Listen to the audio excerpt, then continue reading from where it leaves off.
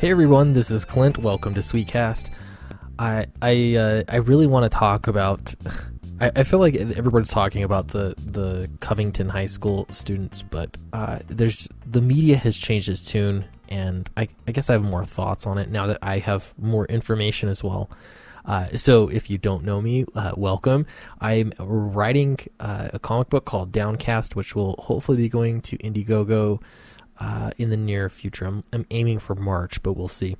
So if you enjoy this comics and commentary on greater politics, I guess, then feel free to subscribe. I could actually really use you.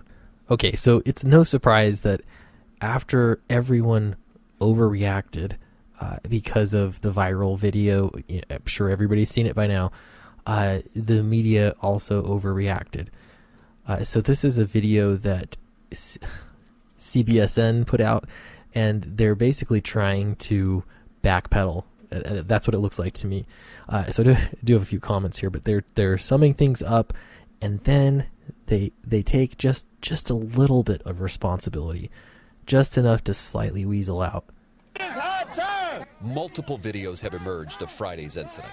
Some show a radical group known as the Black Hebrew Israelites taunting a group of Covington Catholic High School students who had just participated in a March for Life anti-abortion rally.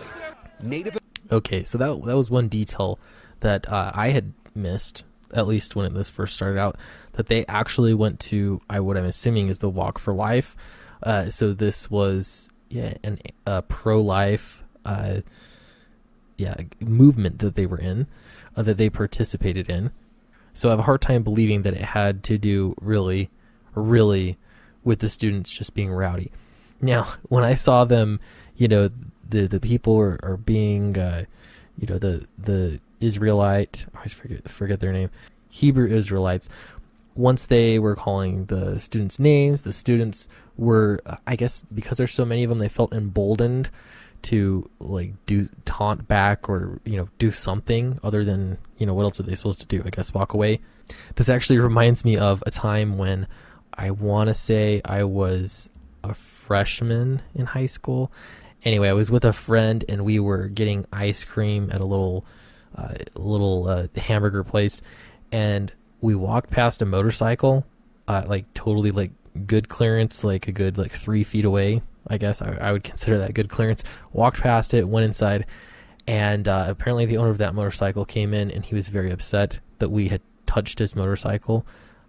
We did not, but he was really upset with us, and my friend was really upset about it, and he was trying to be very defensive.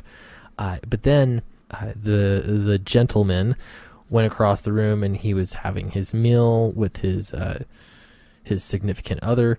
They were sitting over there, and the natural inclination for a teenager, at least for us, was to make light of the situation. So we started joking about it, and having fun about it. And the gentleman with the motorcycle, got very upset that we were having fun, and he was assuming that we were laughing at him. Now, honestly, I can't even remember what we were talking about, but he overreacted. He came over to us and actually threatened my friend's life. He said he'd been to prison before. He didn't mind going back. Anyway, it was, this is just, a side story. But the point is, teenagers have a tendency to do this kind of thing. You make light of situations. I'm not the only one that's done that.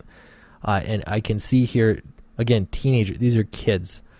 These aren't adults, they're kids. And they're doing what I think most kids would do. So that obviously is not newsworthy. None of this is actually newsworthy. The overreaction by the media and using this as a tool to win political points, that's the news story. American activist Nathan Phillips walked in between the two groups. He says he wanted to defuse the situation.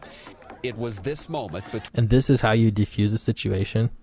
I mean, he didn't go to the guys that were yelling violent things. He goes to a student. He's a kid, and he's going to be interviewed a little bit later in this. He sounds like a kid. I mean, he might look defiant here. He's just a kid. I mean, who cares? Between Phillips and Covington student Nick Sandman, where some believe Sandman was disrespectful. As far as standing there, I had every right to do so. I don't. My position is that I was not disrespectful to Mr. Phillips. This kid, and again, like when you see him talk, does this kid look like, he's gonna do anything other than smile like he's nervous, right? He's got all his friends there; they're all wound up.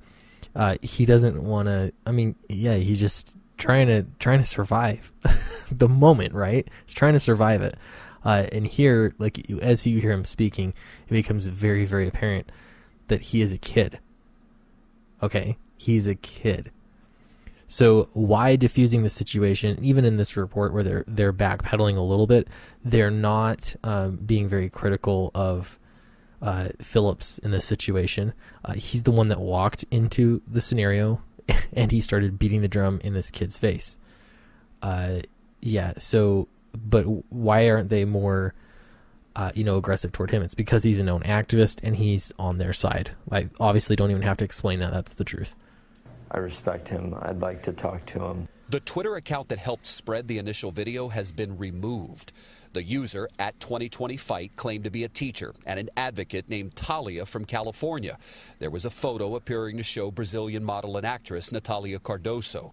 In a statement, a Twitter spokesperson said deliberate attempts to manipulate the public conversation on Twitter by using misleading account information is a violation of the Twitter rules. Okay. So the fact that, I mean, if somebody openly says they're an activist, like not just like, oh, I happen to be an activist, but if it's on your Twitter profile, that's obviously something that's very important to you, or it's the whole reason why you have your Twitter account, right?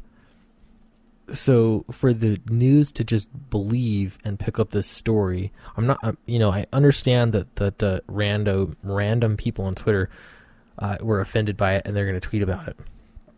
That happens all the time. I mean, it's still sad, but it happens all of the time. You expect it. But when the news media is acting just the same as random people on Twitter, when something's very easy to verify, this is a problem. This is the news story. They're so willing to listen to an activist teacher from California that they're willing to like really stoke so much hatred that people are willing to like publicly proclaim death threats for this kid.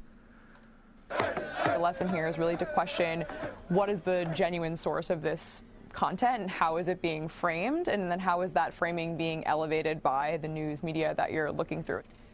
So joining me now is Izzy Lepowski. She's a senior writer for Wired and a CBS contributor, and I'm really, really happy that you're here because this story spread like wildfire. Okay, so this is just the beginning of the backpedaling, and so we're not going to watch through all this.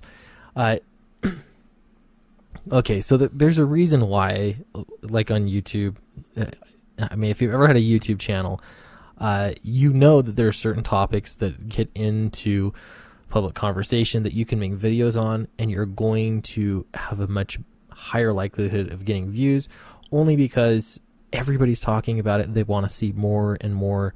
There's this appetite for that particular story. This happens all the time. I think everybody likes there to be some story that there's just, it gets your blood pumping, and then there's just, you dig deeper, and there's more information to find. It's human nature. So the problem is that, again, the news media has jumped in with both feet, and they're doing the same kind of thing that Twitter people are doing, or random, YouTube channels are doing. Nay, I would say they're doing less. They're pitching it, at least on YouTube, you feel like you need to find like a unique angle. You need to find something that makes your video content like it's adding to the conversation. That's not how it works for mainstream media. They're just going to run with it, with whatever the most face value, popular, leftist opinion is of that story. Probably a fraudulent account. It's probably a bot or something along those lines. I was more disappointed in our reaction, the general public, and also the mainstream media, because we've the general public and also the mainstream. You'll just tag that on at the end there. General public. Yeah, it's disappointing when anybody just believes any random stuff on the internet. But to be fair, it's I mean, those people are just responsible for themselves and their own idiocy. The mainstream media is a totally different thing, but that's just tagged on at the end there. Talked over and over and over again about the manipulation of the 2016 election, how there are bots out there that are deliberately set up to exacerbate division. And then they also throw in that the 2016 election was manipulated. I mean, both parties were trying to manipulate it. It's been going on for a while, but yeah, of course, they're always going to throw that in. Now they've got to weigh, wow, you know, who's manipulating public discourse and when is it right? Visions between us, and I thought, oh my gosh, we all fell for it again. And in particular, I'm going to take a little heat here. I feel like the mainstream media was also part of the problem with this sort of perfect storm. Even in some of the Absolutely, they were not just part of the problem. They were a massive part of the problem. They could have been doing what most journalists do, and that is look up information, and they could have been debunking it, or, you know, it would have been easy enough. All these, you know, extra videos came out really soon after. All it takes is some asking around and actually doing some journalism. But that's too much to ask. So I know this is a little off the topic of comics, but it's something that's been on my mind. I'd love to hear what you think about this. All of it, let me know in the comments below. That would be awesome. Give me a like, subscribe, ring the bell, and I will see you next time.